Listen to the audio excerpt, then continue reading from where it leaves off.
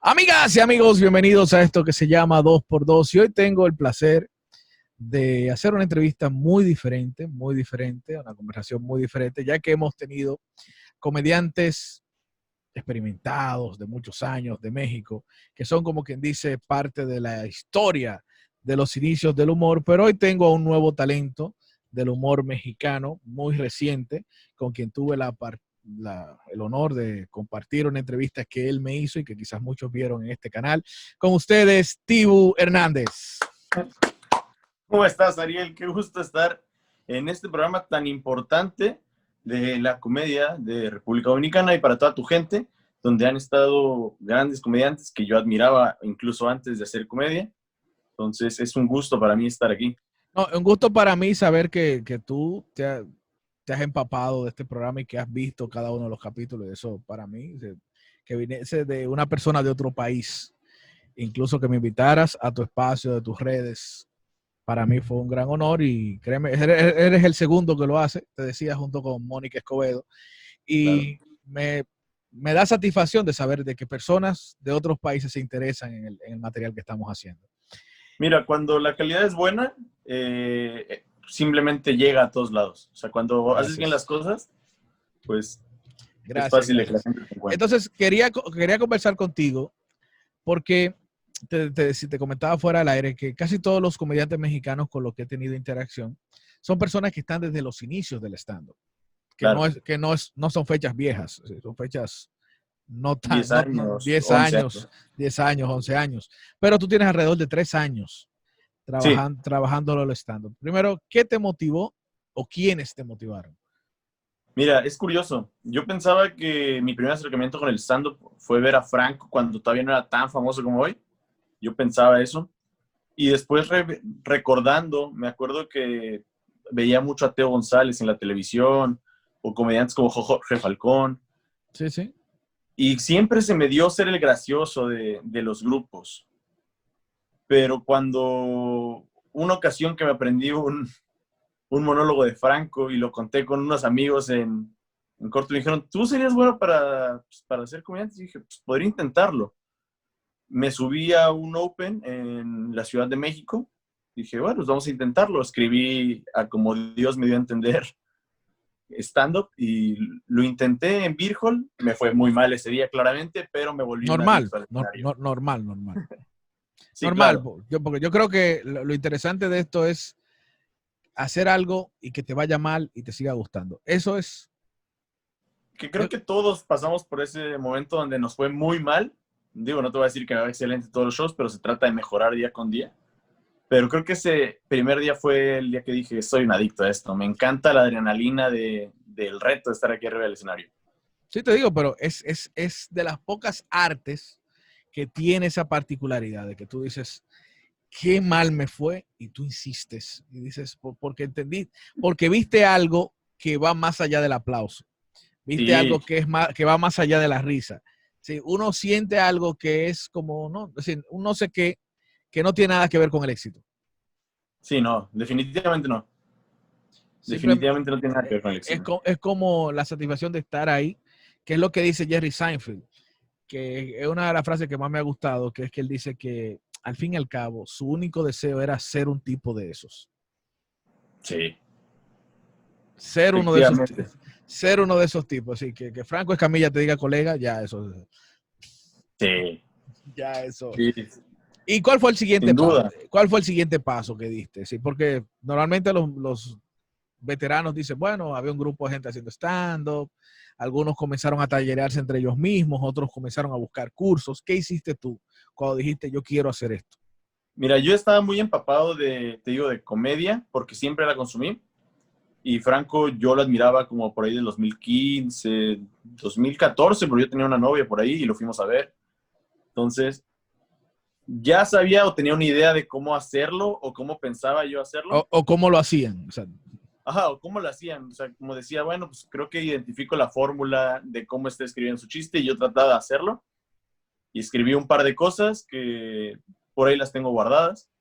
No las vuelvo a contar porque definitivamente no estaban bien escritas. Y después Macario Brujo, que es un comediante mexicano, Sí, sí, que sí. de la Diablo Squad, vino a Veracruz, que es una ciudad de donde yo soy. Ok. Yo vivo en la Ciudad de México, pero viví toda mi vida en Veracruz.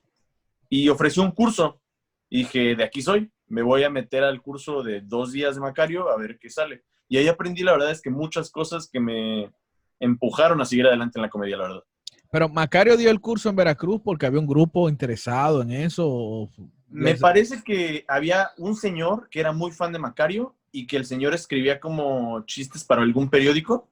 Entonces le pidió que si podía dar un curso y éramos 3 personas, de los cuales las otras 2 personas nunca pisaron un escenario y nunca han hecho stand-up. Bueno, o sea, pero no, Pero yo porque me piqué. me resulta raro porque no sé con quién hablaba de eso hace un tiempo, de que hay muchas provincias en México donde el stand-up parecía como algo muy lejano todavía, ¿sí? Porque como que cada lugar así tiene su propio humor, Sí, tienen sus propios comediantes con su propio estilo. mira, pasa mucho que ¿Cómo, aquí en Veracruz. cómo vendría siendo el humor jarocho? Es que se dice, ¿verdad? Sí, claro. Jarocho, sí. La verdad es que están muy acostumbrados a la comedia clásica o a la comedia de insulto con la gente. Hay un comediante muy bueno que se llama El Jarocho, de hecho, Sí, sí. que es muy famoso aquí, que tiene programas de radio y todos lo aman y lo adoran. Tiene 10,000 fechas, pero solo en el estado. Y el stand-up era algo muy nuevo. No había casi lugares que te dejaran intentar hacer stand-up porque lo tomaban como algo vulgar o ofensivo hacia las personas, o a veces hasta no gracioso. Y sobre todo si no tenías un nombre o una carrera, era muy difícil. Entonces, aquí en Veracruz, ¿cómo decirlo? Fue difícil empezar con una escena de comediantes locales. Hubo, y poco a poco se fue desapareciendo. Gente que dejó de hacer stand-up o gente que se peleó unos con otros. Entonces, la escena en Veracruz casi te puede decir que murió, pero igual hay algunos comediantes que salieron de ahí que son muy buenos. Eh, una pregunta, variando un poco el tema con lo que acabas de decir de que el stand-up puede ser ofensivo. Okay. Sí, sí, yo he visto comediantes que tienen esa visión de que Claro. lo que en el stand-up llamamos crowd work, Uh-huh. ellos lo ven como algo ofensivo, pero no Sí, necesariamente lo es. Es sí, decir, no. Pues el sí, crowdwork básicamente es incluir a la audiencia, meter a la gente en el show. Pues, no necesariamente te tener que digo ser porque hay ofensivo. comediantes, he tenido la oportunidad de hablar con comediantes que me dicen que no, que ellos no tocan el público, así que ellos tratan de no interactuar en nada. Eso lo hacen la mayoría de los comediantes clásicos, de no Okay. hablar con el público, por el hecho de que el temor de ofender al público, de que el público se vaya a ofender. Pero, por ejemplo, en tu experiencia, ¿tú has logrado aprender a hacer crowd work sin daños a terceros?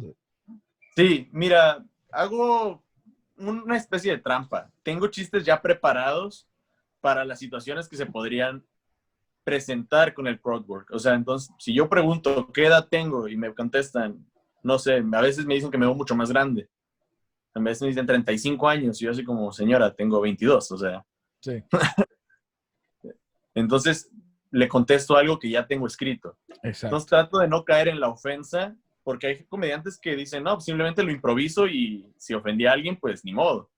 Pero creo que sí se tiene que respetar al público de alguna manera, porque pues, van a disfrutarlo. Entonces, mientras no te metas con ellos a otro nivel. Sí, bueno, ¿qué te digo? Hay cosas, por ejemplo, yo cuando he escuchado ese tipo de opiniones, me he puesto a analizar las rutinas que yo tengo acerca de eso. Y hay algunas que sí, que podrían parecer ofensivas, pero yo Claro. tengo otras, por ejemplo, hay una que yo hago en un show donde yo le pregunto a la gente el año en que nació. Ok. Y le pregunto el año que nació, entonces cuando me dicen 1990, ya yo tengo una rutina, como tú dices, preescrita de todo lo que pasó en 1990. Pero es como, es decir, el público solamente me está dando un número, no me está dando un dato que yo vaya a utilizar en contra suya. Sí, no, no te están Sino dando su dirección. si simplemente me están dando eh, un tema del cual hablar. Es decir, me dice, Por es como, ejemplo, yo le estoy preguntando en qué año naciste, me dice 1993, y es como que me están diciendo, háblame de lo que pasó en 1993. Entonces yo hago una cronología de hechos a manera de rutina histórica de lo que pasó en ese año. Entonces, eso sí, ahora hay otras rutinas donde yo, por ejemplo, le pregunto a una pareja, ¿qué es lo que a usted le gusta de este señor? Y ya eso, de por sí es un chiste, porque yo sé a quién le pregunto, trato de buscar un tipo que nos ha puesto. Entonces, cuando ella dice, a mí me gusta lo atento que él es, ya todo el mundo se ríe porque sabe que lindo Que no no es es. agraciado. Exacto. Exactamente, lindo no es. Y son cosas, pero que yo nunca he tenido quejas así del público. Nunca. Así, aún haciendo ese tipo de dinámica, nunca he tenido quejas. Mira, a mí me pasó al principio, con el primer año, que nos llevaron a un bar muy feo. O sea, un bar que esos que dices, no sé por qué estoy dando show aquí. Era un bar que era la primera vez que se stand-up. Y entraron unos payasitos de calle, ¿no? Entraron al show como a verlo. Los sentí más como a juzgar nuestro trabajo. Eran Pero hecklers. metieron, pero metieron a una niñita como de 6 o 5 años. Pero yo no me había dado cuenta cuando estaba en el escenario. Entonces, yo veo a una pareja que está aquí al lado y se estaban besando muy apasionadamente frente al escenario. Y yo estúpidamente, tengo que decirlo, dije al escenario, o sea, en el micrófono le digo, la vas a matar, perro, como una, o sea, pero se lo decía a ellos. Sí, sí. O sea, era una pareja de adultos y ya se calmaron, nos reímos y todo. El payasito, al parecer, le estaba dando como un beso a su hija y pensó que se lo decía a él. Y se ofendió y dijo que yo era súper grosero, que era lo peor que me reclamó y le dije, oye, una disculpa, la verdad es que no sé qué hace una niña de 5 años en un bar de mala muerte. Sí. Y la segunda no era para ti, pues había una pareja, punto. Pero fuera Claro. de eso no he tenido ningún problema con el público. No, y creo que el público del stand-up entiende el crowd work, lo entiende. Sí, muchos no les gusta. Por eso, si te das cuenta, en las primeras filas de los bares estaba así. Sí, sí, Porque no les gusta que te metan a contigo. mí la gente, esos son los últimos asientos que se me llenan porque la gente sabe que yo hago la dinámica. Sí, he visto que haces la de las profesiones. Sí, ese es fuerte. Yo la hice exclusivamente en un show. Ese es fuerte, pero la gente lo entiende. Mi público lo entiende, sí. Pero aparte no es algo que te metas personal con ellos. No, Creo no. que usaste muchos estereotipos a nivel sí. internacional sobre abogados, gente de contabilidad, etc. Exacto. Ahí tú lo que me estás dando un dato de haz chistes de abogados, haz chistes de ingenieros, haz chistes de... Es eso.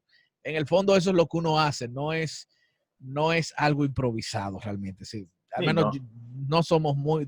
Sí surgen cosas improvisadas, que son reacciones, que surgen repentismo, cosas así, pero no. Cuando tú comienzas a hacer stand-up, has hablado mucho de Franco, pero ese es el estilo. ¿Franco era tu modelo a seguir o realmente hay otros comediantes que tú dijiste, mira, me gusta más esta onda? Me empapé de muchos porque, te digo, no te voy a decir hago tal cual lo que hacía Franco o trato de hacer ese estilo. Me gusta hacer mi estilo Altivo Hernández, que es hablar de mí y todo. Pero sí, Franco podría decirte que era como, para mí era, quiero llegar a ser mejor que Franco. Quiero conocer a Franco y agradecerle todo lo que él nos ha dado a muchas personas.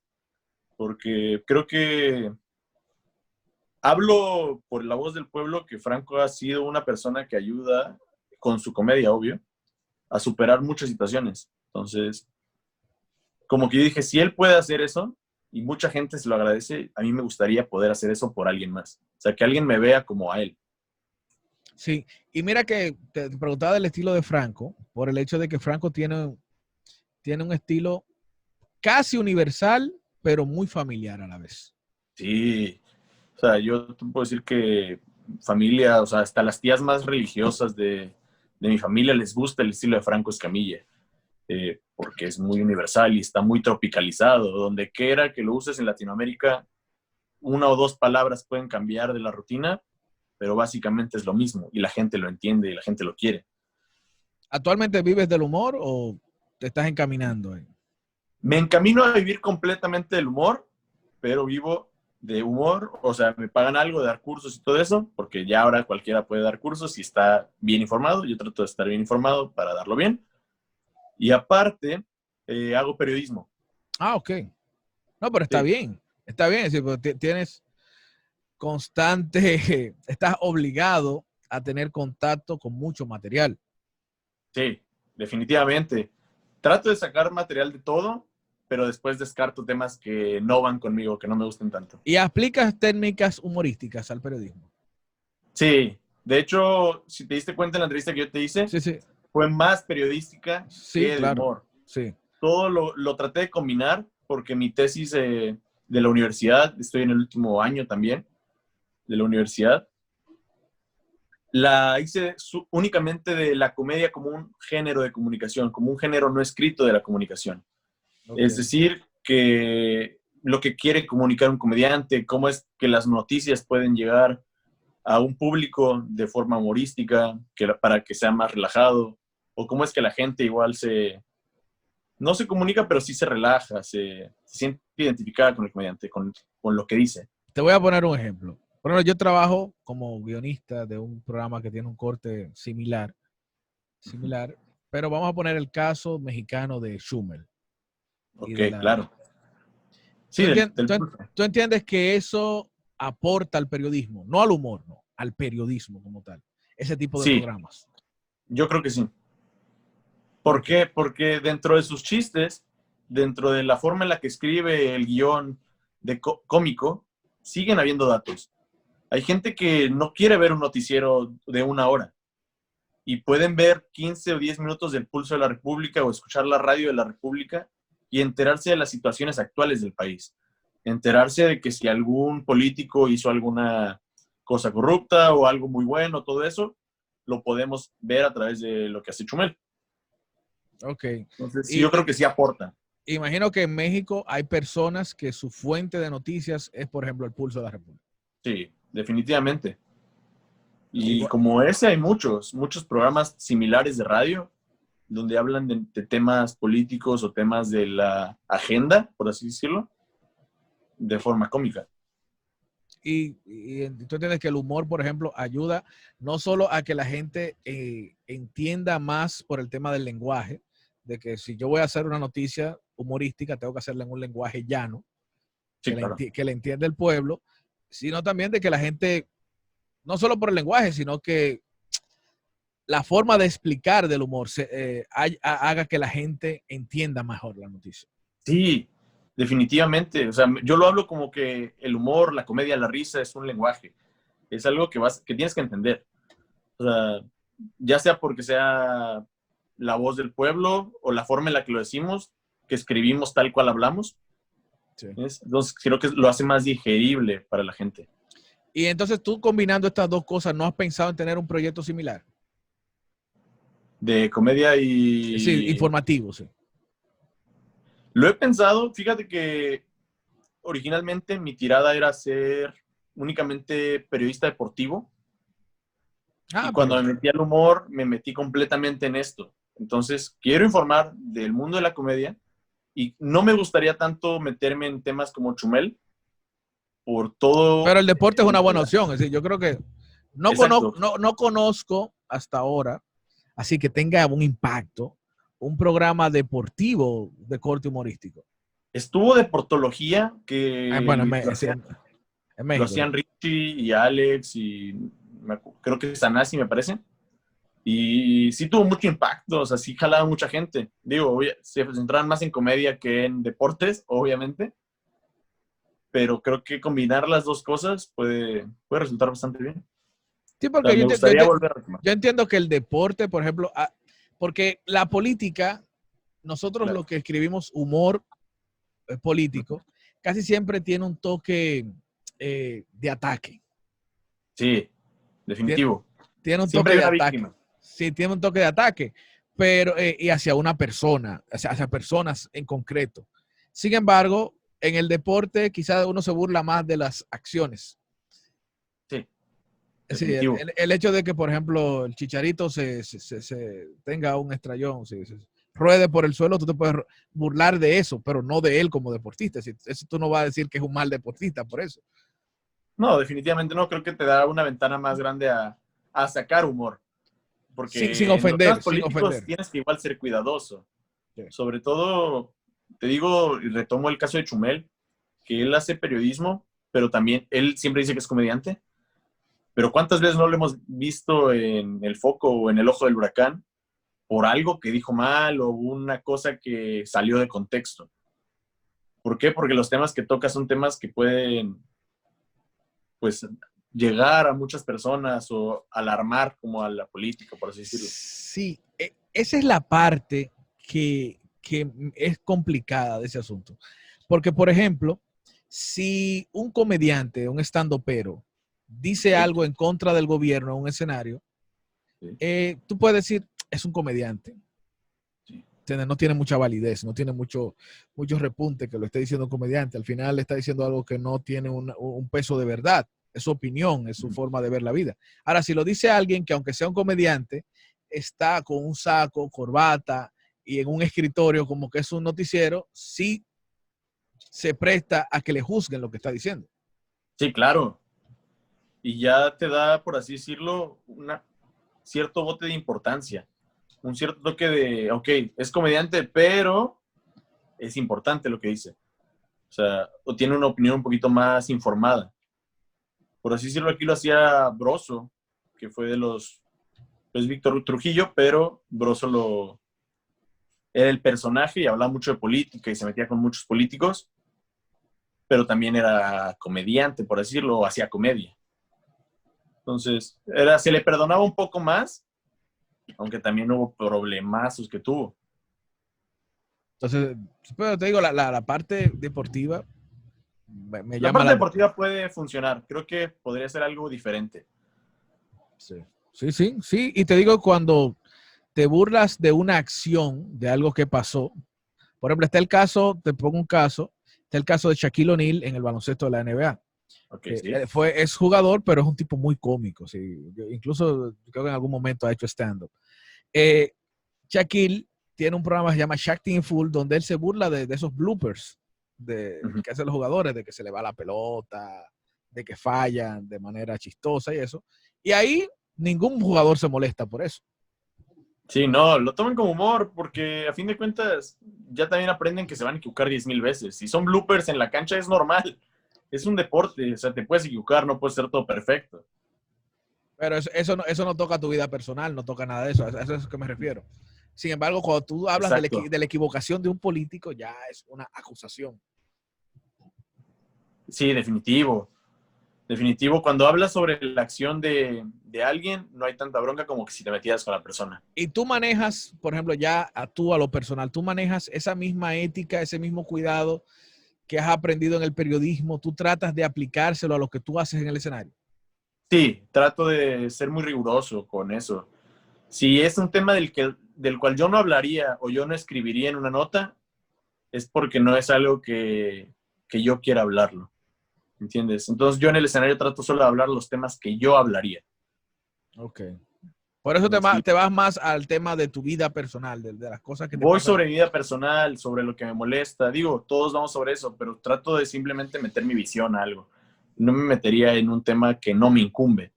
Pues tú O puedes sea, decir cuáles serían esos temas que te limitan a ti.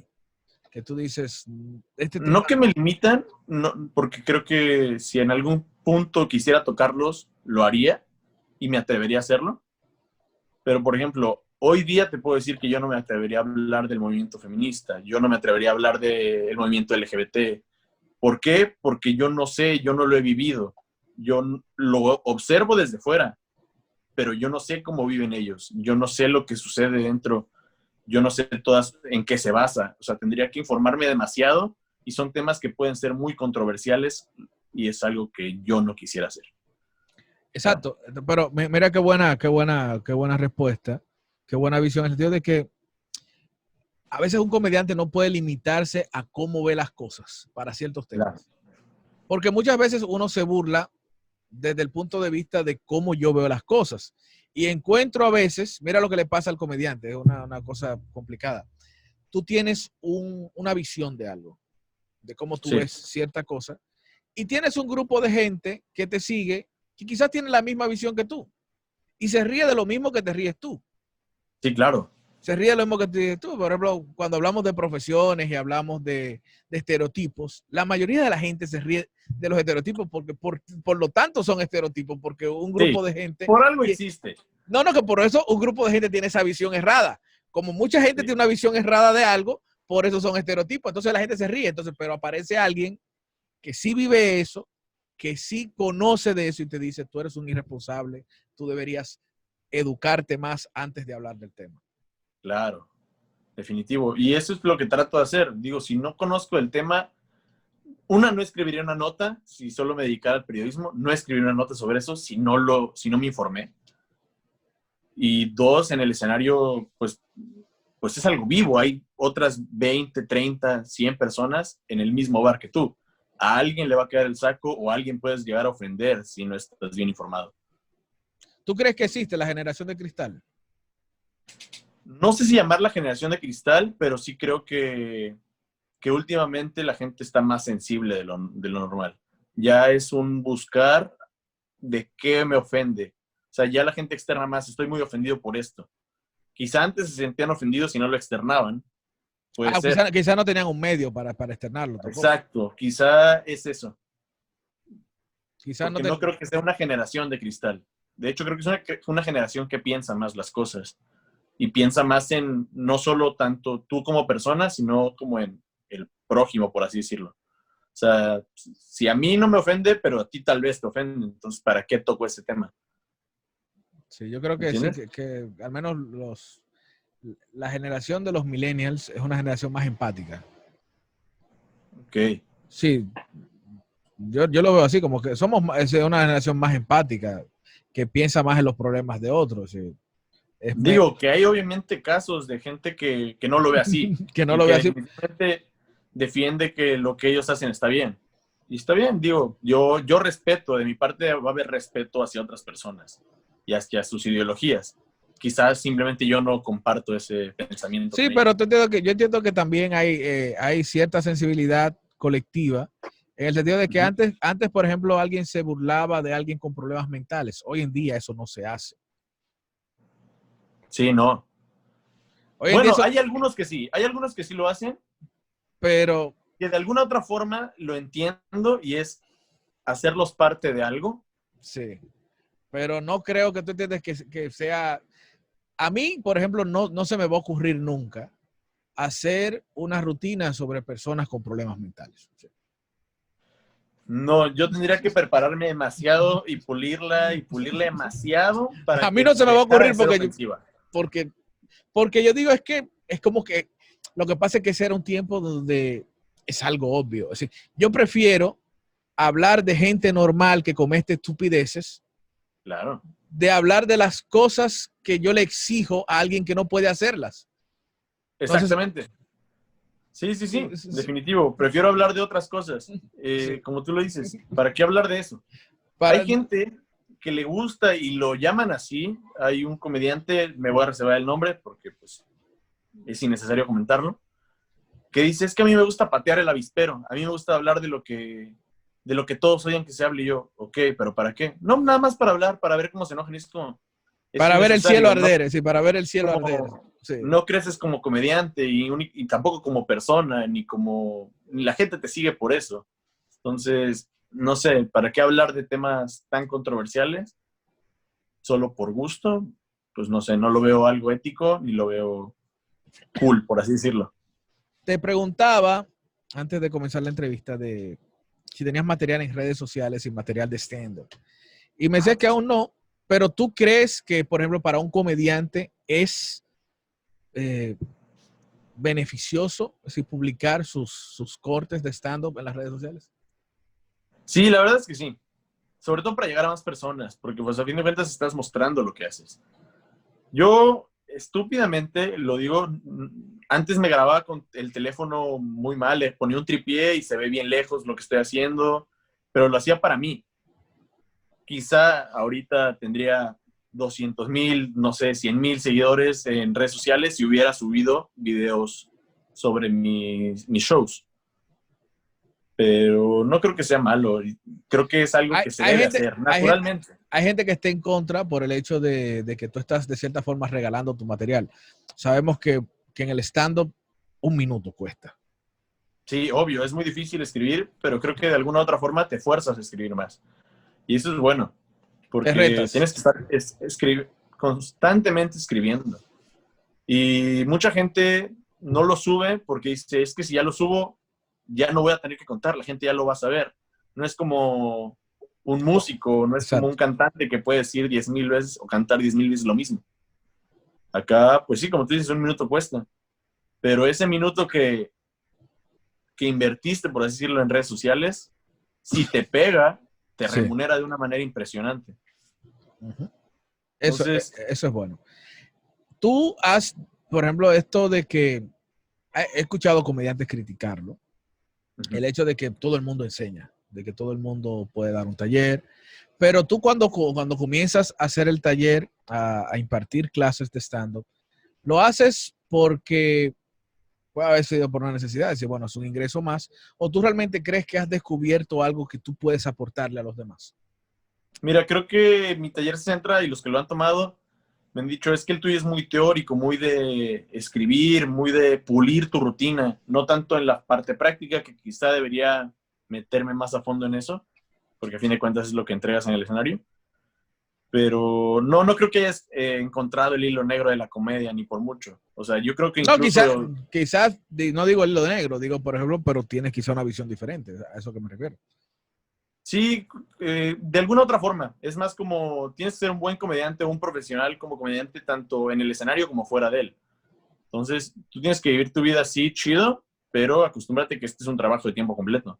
Sí. Acostúmbrate a que pues, tienes que escribir, tienes que entregarle cosas nuevas al público y practicar tu rutina, pulir tu rutina y no simplemente subirte al escenario por subirte. Entonces, me centro más en eso que en sí en otras cosas. No he encontrado, por así decirlo, el mejor curso de comedia de la vida. Te digo porque, mira que aquí yo he entrevistado a gente que expone sus cursos y ya incluso mucha gente, varias personas de aquí de República Dominicana se han inscrito en Ok, cursos de comediantes mexicanos. Así que te lo digo por si tienes algo así que llame la atención, aunque ya lo has dicho, te centras más en la escritura. Yo, por ejemplo, tengo esa misma visión que tú. Yo creo que yo solo podría enseñarle a una persona a escribir, pero el tema del performance te lo da la claro. tarima. Sí, definitivo, definitivo. Y encontrar tu Tu personalidad voz, cómica o tu exactamente. cómic persona es algo que solo tú puedes hacer. Ningún curso te lo va a regalar. Por más que en el temario del curso diga, encontrar tu personalidad cómica, hermano, te están mintiendo. O sea, es solo publicidad, porque realmente eso es con práctica, con tiempo en el escenario. Y créeme lo que va a poder ir evolucionando. O sea, no eres el mismo comediante que hace 6 7 años. Pero Encontraste una voz, pero has tenido alumnos que le has visto un progreso que han hecho, que han podido hacer su rutina y quedarse haciendo stand-up. hay algunos que van empezando o algunos que empiezan como en provincias, pero ninguno que te pueda decir, este es el comediante del futuro. Creo que hay unos que tienen mucho talento porque son unos genios, o yo los considero genios, que yo digo, ojalá tuviera la misma agilidad mental que tú tienes para sacar lo particular de un tema, pero ojalá que muchos de mis alumnos decidan quedarse haciendo stand-up. Ok. ¿Sabes qué? A veces tengo un temor con el tema de los cursos y es que yo veo y tú notas cuando una persona está recién salida de un curso. Sí, Es como cuando alguien aprende a bailar, sí, que claro. tiene los pasos muy calculados, en cada canción quiere hacer los mismos pasos, no sé, es decir, así mismo pasa en el stand-up, donde tú ves que muchas fórmulas se repiten, se repiten, se repiten y se repiten. Entonces, Sí, a veces claro. ves un comediante que es puro comediante de fórmulas, de que, Sí, de que tú sabes que tiene una rutina, que tiene una regla de tres, tiene una, es decir, en esa misma rutina hace un comeback, en esa misma rutina hace varios one-liners. Tú te das cuenta, dice, este está como el que aprende, que salió de un curso de salsa. yo lo veo como Y matemática. exacto, se ve mucha fórmula, pero eso no puede llegar a convertir esta profesión en muy predecible. Pudiera llegar a ser muy predecible, pero creo que ahí es donde está el secreto y lo que te da la tarima. Porque tú sabes las bases. Sabiendo las bases puedes escribir mil y un cantidades de chistes. Sabiendo las bases es claro que vas a mejorar de alguna manera la forma en la que escribes. Pero creo que lo importante es que tomes lo mejor del curso que tomaste o de los cursos que tomaste y lo rompas todo. Y tú solito hagas la forma en la que tú escribes y encuentres la forma en la que te gusta escribir a ti. Uh -huh. Sí, porque lo que pasa es que veo mucho, digo, yo he tenido muchos libros de stand-up en la mano. Sí. Y se basa mucho en eso, en las fórmulas y eso, pero tiene que haber, hay una parte del stand-up que tampoco te la da, yo creo que ni siquiera el escenario. Ok. Que esa tiene que ver con tu personalidad, es el tema del storytelling, de la Puede forma ser. en la que tú cuentas una historia. No sé si en tu curso hablas un poco de eso, pero o cómo descubriste tú eso. Tu forma de contar las cosas, tú la descubriste con tus amigos, me imagino. Sí, yo lo contaba y le Y eso, metía y mi eso, acting, mi y delivery. y eso no te lo enseñó nadie. No, Quizás, eso ya lo traes. Pero tampoco creo que sea un impedimento, porque pues encuentras comediantes como Carlos Vallarta que son unos genios, sí. y no es que Ah, tenga el mejor storytelling de la vida, pero o sea, pero tiene un su delivery. storytelling muy único de él también. Es decir, Exacto. muy propio de él. No es que, o sea, a mí me encanta Vallarta no porque sea el mejor, sino porque yo lo veo como un tipo muy auténtico. Sí, no, él es único y su comedia es muy buena. A mí me parece muy buena su comedia. Sí. Y la forma en la que escribe me parece que no se le he visto a nadie. No, es muy único, ¿Entiendes? es único. Es decir, Vallarta es un tipo único. El día que aparezca alguien que haga algo parecido a Vallarta, está imitando a Vallarta. Sí, claro, conozco muchos que tratan hasta las mismas expresiones que dicen. Sí. Hay comediantes que se ponen hasta lentes y yo así como, ¿para qué? O En serio, en sea, serio. No, no los sí, he sí, visto. sí. O sea, hay algunos comediantes que se ponen igual pelo largo No, y no, no, lentes. no. Sí, yo así como, bro, no vas a decir que no te inspiraste en Vallarta, o sea, No, no, no, no. no, No, definitivamente. el, Pero sí, creo que es el algo mundo que no tú aguanta traes. dos Carlos Vallarta. Yo no, No, necesitas uno y ya. sí, ya Sí, tienes. como igual el mundo no aguanta dos Juan Carlos Escalantes tampoco. Exacto, tampoco. Son muy únicos. Exactamente. Son tipos que yo lo admiro por ser único. Por ejemplo, Coco Celis, yo lo admiro por ser único. Coco Celis, qué bueno es. Digo, es un comediante que a muchos no les gusta porque puede ser muy repetitivo o muy gris, así lo Sí, he oído que lo llaman, pero a mí me encanta porque solo él puede hacerlo. exacto, Si yo quisiera imitar una rutina de Coco Celis, no podría, ¿entiendes? exacto. Y eso es lo que hablas tú, lo que cada comediante tiene su propia chispa. O sea, Sí, tiene ya sea storytelling, su manera de ser, incluso creo que también un poco la vibra que despliega, porque puedes no conocer a un comediante, pero ya tienes una impresión de él. Desde sí. que sube o desde que lo ves en el bar, ya te hiciste un prejuicio de él, crees que es amigable o crees que tiene tal edad, o le pones cierto estigma o cierto estereotipo a tal persona. Sí, Y ya pero, con lo que va diciendo. y mira un punto que también, no sé si en algún momento tú te has detenido a pensar eso. Te lo digo porque eres un comediante joven.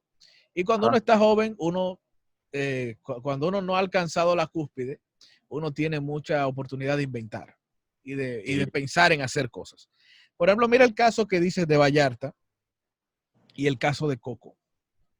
No solo tienen una persona, o sea, un personaje, en cuanto a lo que hablan y a cómo lo dicen, sino también su imagen. Definitivo. Es decir, Coco ha creado una imagen que si ya yo me pongo un jury con esto y unos lentes, ya la gente dice, no, este está imitando a Coco. Exacto. O tú dices, una persona con el pelo largo y los lentes, está imitando a Vallarta, o alguien que venga con un saquito y un sombrero y unos lentes, dice, está imitando a Escamilla. Es decir, tú le has dado importancia a ese tema de la vestimenta, de la imagen. Mira que a muchos comediantes incluso, los otros días entrevistaba a Peter Albeiro y me decía que él se vestía con la camiseta de su equipo porque eso le daba más poder. Ok. Sí, ¿entiendes? Entonces, ¿hasta qué punto tú entiendes que la imagen te ayuda? Pues mira, te ayuda para que la gente te identifique. Porque pues, tú ves a alguien pelo largo y lentes, incluso aunque sea solo un dibujo, ya sabes que es Vallarta. Uh -huh. Pero, por ejemplo, yo trato pues, de vestirme como me visto siempre. Por ejemplo, a mí me ves y yo llevo todo el día así. Sí. Manga corta y a veces me pongo una chamarra de piel abierta. Anteriormente, según yo, cuando tenía año y medio, un año, agarraba y me ponía una camisa de cuadros, manga corta y una playera de dibujo, porque según yo eso era cool y eso era lo que me iba a identificar como comediante. Y después dije, no me siento cómodo, ese no eres tú.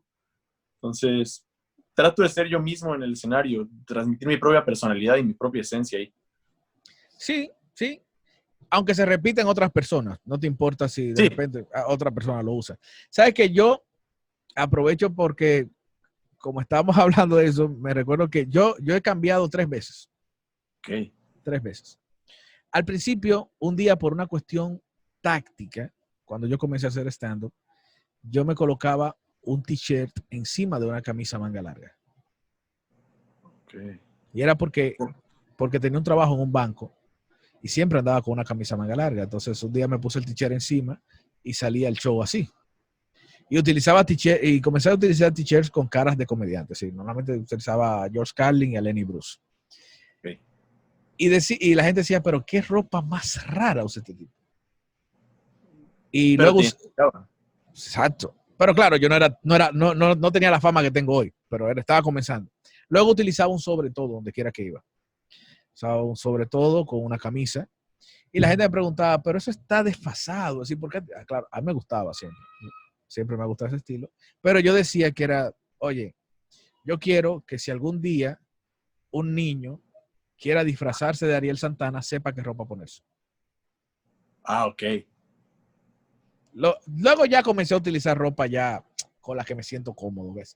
Pero yo tenía esa mentalidad en un principio. Decía, digo, no, si algún día un niño quiere disfrazarse de Ariel Santana, como por ejemplo es fácil disfrazarse de Michael Jackson. Sí, obvio. Pero ¿cómo lo haces? Usando el tipo de ropa que usaba Michael Jackson. Ya. Sí, Sencillo. un guante, etcétera. Así Sí, que bueno, sí. en México es fácil decir, bueno, me voy a disfrazar de Carlos Vallarta. Una peluca, unos lentes y ya, sales. Creo que sí, justo la imagen ayuda a la identificación. Sí. La gente recuerda mucho también cómo te vistes. A fin de cuentas, si no te conocen, por la vista se enamoran. Sí. ¿Entiendes? Incluso mucha gente que antes me criticaba me decía, dije, no, pero que no, siempre vas con esa ropa, ¿no? El día que dejé de usarla me preguntaban por ella. Exacto. Sí, ¿qué pasó? Sí, no, por ejemplo, en Veracruz, o sea, cuando daba show acá, con la poca escena que había, ya la gente sabía que me vestía así. O sea, la gente ya sabía que es gorra para atrás, playera abierta y un dibujo. Y ya la gente decía, oye, ¿dónde dejaste la playera de tal dibujo? La playera de Goofy o de Bob Esponja. Y así como, pues están en la casa. O sea, ¿qué te digo? Pero ya sabían que iba a sacar una playera completamente distinta. Pero sí, Aquí, la gente te identifica sí, con la ropa. aquí, por ejemplo, tengo varios casos así. Bueno, el único caso, así que todo el mundo tiene en República Dominicana, el caso de Carlos Sánchez, que es el estado Que comediante sí. más famoso de aquí, siempre viste de negro. Okay. Siempre viste con una playera negra todo el tiempo. O sea, nunca se le ha visto con algo diferente, al menos que no sea una película. Pero siempre. Entonces la gente sí se queda con eso, sí se queda. Sí, definitivo. No, digo, no me caso tanto con la idea de tengo que vestirme de alguna forma en particular, pero Sí, sí, definitivamente la gente te identifica. sí. No, te digo, quise tocar el tema contigo porque no lo había tocado con nadie de qué tanto es importante para el comediante. Por ejemplo, sí, pasa, pero también nos da cierta libertad, Sí. porque yo puedo decirme como sea y sigo siendo yo, ¿entiendes? Sí, no, y también, ¿sabes qué? Que no sé qué tan vanidosa es la sociedad mexicana. No tanto. O sea, sí hay quien obviamente siempre en traje y súper bien. Por ejemplo, Gon Curiel es alguien que admiro, pero siempre lo ves en traje. O sea, Siempre digo, y no, y qué tan vanidosa es la sociedad mexicana. Te lo digo porque, por ejemplo, República Dominicana tenemos un concepto de cómo tiene que vestir una figura pública hasta cierto punto de que el día que te ven 3 veces con la misma ropa, dicen, ¿qué te pasa? ok. Te ven 3 veces con la misma ropa y dicen, estás repitiendo ropa. Dicen, pero todo el mundo repite ropa.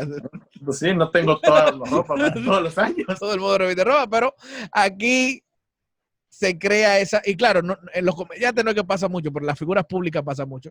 Entonces, cuando tú dices, y si me visto todos los días con la misma ropa, ya no me lo van a preguntar. Exacto. Ya se van a acostumbrar de que es un uniforme, ¿sí? Sí, Nadie critica un uniforme. También esa es otra razón por la cual aquí hay personas que han decidido utilizar un uniforme. okay. Un uniforme y dicen, ya me libré de las críticas de que estoy repitiendo ropa. Por ejemplo, en algo que te puedo decir es que aquí en México los comediantes de la vieja guardia o los cuentachistes que acá llamamos, Han criticado muchas veces que el stand-up es comedia como fachosa, comedia Informal. hecha casi informal por el hecho de que usen tenis o porque usen camisas o así, porque aquí el comediante clásico normalmente siempre está en traje Sí, sí, o exacto, bien exacto. presentable, Ese, a menos que sea un personaje. pero exactamente, puedo decir que el caso de Jorge Falcón, de Polo Polo, de Teo González, siempre visten. Sí, claro, un traje bien puesto. Eso es algo que ves en la mayoría de los comediantes de antaño, al menos que sean un personaje o un payaso. Es decir, Claro, pero sí, bueno, sí, fuera, es que las referencias así que tengo fuera de personajes de México que vistieran con traje, pienso más en ellos, que son de los 90 para acá. claro. Pienso más en ellos. Ya de ahí para atrás, la única persona que recuerdo con traje es al Loco Valdés. Después Sí. no tengo más referentes así, pero sí entiendo que más o menos es así. Bueno, Tibu, muchísimas gracias. Yo quisiera, no sé, qué tú, para finalizar, qué tú le dices a ese joven que tiene la espina de querer hacer humor? Sigue adelante, no dejes que nadie te limite, ni tus papás, ni nadie, porque siempre va a haber alguien que no confía en ti. Es muy probable que nadie confíe en ti, al menos que tú confíes en ti. Entonces, si hay alguien por ahí que vaya a escuchar esto y quiera hacer humor, o X, dedicarse a cualquier cosa que a ellos les apasione, inténtalo, no vas a perder nada. A fin de cuentas tienes una sola vida, a fin de cuentas, si te mueres mañana, no pasa nada, pero te vas a morir intentando hacer algo que te apasiona o algo que te gusta. Entonces, intenta hacerlo y a lo mejor eres el mejor comediante del mundo o a lo mejor eres el mejor pintor del mundo algún día. Bueno, muchísimas gracias. Tus redes son @TibuHDEZ.